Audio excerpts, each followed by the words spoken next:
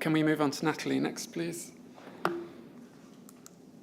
So this will be about the benthic impacts of marine structures. Thank you. So I'll be taking us a little bit away from what we talked about in the first session, where we looked at what was growing on the structures, and our project's really interested in understanding what the impacts are on the seabed itself. And so I'll be talking primarily about our NERC project FuECoMMS, which is funded under Insight 2, and this is really focused on the oil and gas activity, but we're also interested in the renewables aspect, and we secured some additional funding under the same program, and that's the Orbit project, and so I'll talk a little bit about that too. So nevertheless, irrespective of which project we're talking about, the aim is pretty much the same. So we want to understand or determine the impact of these man-made structures, whether it's the presence, the placement, or the removal of them on the seabed, which is the large habitat around it. And we approach this in two different ways. So we've got a sort of large data analysis component within the FuECoMMS project. And the view for that was to mine the existing data sets that have already been collected by industry over a number of decades. And also, of course, the collection of our own samples, so using a fieldwork and lab analysis campaign.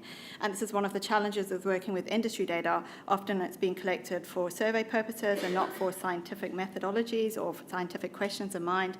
And so we wanted to have some control over that by going out into the field and collecting our own data in a sort of scientific, robust way. Our funding actually arrived during the first lockdown, and as a very fieldwork-focused project, we had to really quickly think, and so we swapped our focus onto looking at the data initially. So I'll present some of that first. This is a paper that's just come out from one of our PhD students, Zelen Chen, and he was really interested in understanding the changes in species diversity around oil and gas platforms. And he wanted to see how that changed in terms of the food web and whether we can pick that up from existing industry data. So Zelen spent a significant amount of time looking at a number of different data sets, including UK benthos and some of the North Sea Transition Authority data sets, to get different species data. Each one of those species was assigned a trophic level, and then also looking at some of the environmental parameters that help us understand what some of those trends might mean. So he got 9 platforms going through this data set to find ones that had species data pre-construction and post-construction, but also the corresponding environmental parameters. And of course, since this data wasn't collected for scientific purposes, Zelen put his own experimental design on that data, which you can see here. So he used the hydrocarbon contaminations, or the concentration of hydrocarbons in the sediment, to impose his own regimes on them. So at the bottom here, we've got increasing distance away from these structures. And you can see the blue and the red line represent the concentrations of hydrocarbons in the sediment, and the blue is pre-construction, and the red is post-construction. So many of these platforms are still active at the time that the analyses were taken.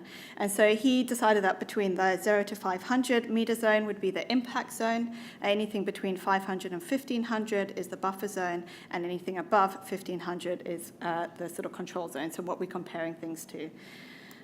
I'm just going to give a brief summary of what it is. There's a huge amount of species metrics and food web metrics within this, so if you are interested, please do go away and have a look at his paper in more detail.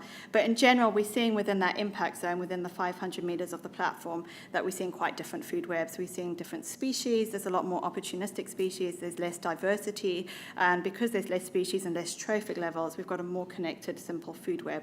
We also have an absence of many of the predator species. And as we move away into that buffer zone, we can see that start to change. We've got an increased diversity of the organisms within the sediment. We've got a more connected food web. Some of the higher trophic levels are coming back in. And then as we move into the control zone, it's pretty much what we'd expect for benthic food web. So that's some of the work Zelen's been doing, and he's now looking at that same data to see what the implications of decommissioning might have on the same metrics. And then we had fieldwork campaigns, which formed a core part of our project. And so I'll talk firstly about the work we've done under FuECoMMS, which is looking at decommissioned oil and gas platforms. And then I'll go on to some of the renewables work. Those of you who are familiar with our project, and at the same time that Dan did his work earlier, and I know FuECoMMS as well use the same sites, we focused our sediment sampling around 2 decommissioned platforms in the northern North Sea. So Northwest Hutton, which is a bit further to the north, sort of halfway between Shetland and Norway, and Miller platform, which is a little bit further south. They both decommissioned at slightly different times. So Northwest Hutton is the older one that's been decommissioned. We collected these sediment samples in 2021, so over a decade after decommissioning, and Miller platform decommissioning for that platform finished in 2018. So it's a lot newer site. And we sampled the sediment at northerly and southerly directions for both of those, 2 gradients, starting at 50 metres close to the platform and doubling that distance as we moved away, so 100, 200 and so on, up to 3.2 kilometres away, which became our control site. And we're using these sediment data, we use them for analysing pretty much everything we can think of. I think some collaborator called us milking everything we could out of the samples, and that's very much the approach we've taken. So biodiversity is one of the key things we wanted to really assess, and I'll present some of the macrofaunal data today. Ben will be talking after me, and he'll talk a bit more about some of the microbiology and the eDNA, but also some of the chemistry linked to that too. So there's a lot of talk for eDNA, but we believe as well we need to have those traditional approaches, so using the taxonomy to pick through the samples and see what's actually there before we can look at whether a genomics approach would align quite nicely with that. This is work that was led by Dave Patterson's group at St Andrews, and one of his members of the team has spent hours, days, weeks picking through the different samples, sieving through them to see what's there. And I'll start by showing you some of the changes of the relative abundance of the main genera, the macrofauna genera. This is platform Miller. So along the x-axis at the bottom, we've got increasing distance moving away from the platform, and the different colors represent different organisms, different genus at this time, and the extent of that color shows the relative abundance.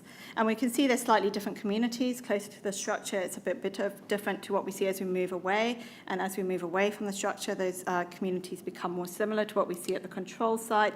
So, for example, Echinocardium is in lower relative abundance quite close to the platform, and we know that's linked to its tolerance, tends to be relatively intolerant of pollution through metals or hydrocarbons.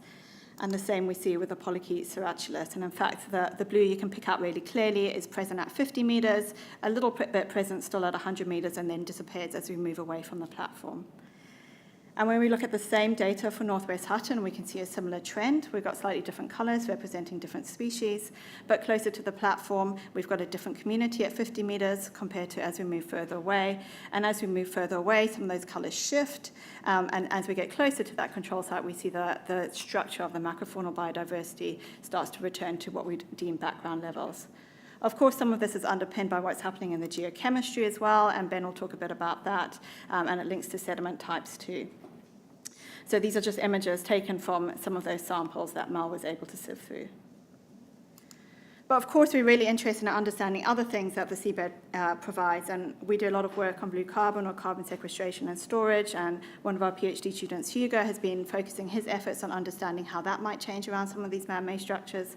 When we wrote the project 5 years ago, we had the idealistic view of getting into active platforms when they still have that 500-metre exclusion zone. So we don't have those samples, but we do have some that have come out of after decommissioning. So we're kind of disentangling what's the result of decommissioning and what might be the actual background levels. So Hugo's paper is under review at the moment, and he quantified the carbon stock, so he looked at how much carbon there was. We used radiochemistry to estimate burial rates as well, but I won't be presenting that today. And so starting with Miller, again, we've got the increasing gradient moving away from the platform starting at 50 metres. The different colours represent the two transects, and you can see they're relatively similar. We've got an increase in the total carbon stock closer to the structure, and then that drops to relatively low levels, which is consistent across that gradient. And when we have a look at the same data for Northwest Hutton, we can see there's a lot more carbon within it. It appears to be a little bit more consistent. There's some variability at 200 and 400 metres, but nevertheless, we've got quite different carbon dynamics between the two sites. And some of that is driven by what's happening at the sites and what the type of sediment is. So Hugo had a look at what the sediment's made up of. So mud and sand are two terms that benthic biogeochemists love, and for us it's very important. I realise for most people that proportion of mud and sand is not quite so important. But it does have a correlation to what we'd expect to see in the carbon content. So this is Miller, and remember when I talked about the Miller carbon dynamics, we saw quite a lot of carbon stock quite close to the platform. That's partly driven by the finer particles, so we've got more mud content closer at 50 metres, and then it drops back to really small amount of mud, and it's basically a sandy sediment site. And so when you look at the sand content, which is in the lower plot, you can see it's pretty much the mirror image of what we see in the mud. So it's a sandier, more permeable sediment, and that pretty much represents what we have on most of our continental shelf sediments. Northwest Hutton was different. It was a nice muddier site. That's this perfect kind of mud that our group liked to work with. But nevertheless, we do see a slight trend, and closer to the platform, it's a little bit muddier than the background levels before returning to pretty much a flat line and what we'd expect. Okay, I'm not going to talk any more about the decommissioned stuff, and Ben's going to pick this up in the next talk, but I'd like to chat a little bit about some of the work we've been doing in active wind farms too. So working closely with Ørsted, we swapped our focus to looking at renewables. Brilliant, thank you. And so we went out October last year after about a year or so of wrangling around different vessel options and how to get into the wind farm and what we're going to be using and deploying, etc. We went out in October last year. This time we were on board the vessel ourselves, collecting our own sediment samples. We were able to take a sediment profile imager with us as well, which is this nice bit of kit in the middle, belongs to CFAS. And that's a camera system that partially penetrates the seabed and takes a photo, so you get a nice image showing you what the sediment looks like, what animals might be living there. It tells you a little bit about the redox as well, and just some really nice visuals. Excitedly for us, we were given access to go within the farm, and so we were able to go inside the farm and sample there. So we have 3 sites within the farm, and then we sampled at transects away from the structure as well. We had an idealized 3 gradients, which we didn't quite get, but that's fine. So we've got inside 50 meters away from the footprint of the farm, 400 meters, and then a reference site again at 3.2 kilometers. And we thought this would give us a little bit of data to start comparing the difference between the impacts of oil and gas, where we can see hydrocarbons have quite a big effect on what we're seeing in the seabed, and also offshore wind, where we don't have quite that same hydrocarbon contaminants. Once again, we are still in the process of milking those samples for pretty much all the data we can. Biodiversity, again, is a big aspect, so I'll talk you through some of the initial macrofauna results that have come from Dave's group again. The microbial aspect will be covered a bit more detail this afternoon in Corinne's talk. And of course, the geochemistry, the metals are really important for understanding around wind farms too. We also were able to bring some sediment back in the lab, and we set up a small mesocosm experiment to control the conditions and the types of metals added to sediments to see how that influences some of the services, such as the remediation driven by the microbial communities. So in terms of what macrofauna we're finding at the site, so Barrow is one of the oldest wind farms in the UK. It's about 20 years now since it's been commissioned, so we'd expect to see some changes or perhaps a return to what it was pre-construction. These are some of the images that Mel's produced from her sample. She's probably about halfway through. She's got another half to sort through. Days at the microscope. She's got a lot more patience than I do, but also a skill for doing it. And we can see there's quite a wide diversity in the different organisms that we're seeing. These are also taken from Barrow samples, and these are images from our bioimaging facility at Essex. I think they're quite beautiful for seeing some of the detail we don't often see on the species. I particularly like the tube worm on the far left, where you can see the individual sediment particles in the tube. I think that's pretty cool. Anyway, irrespective of that,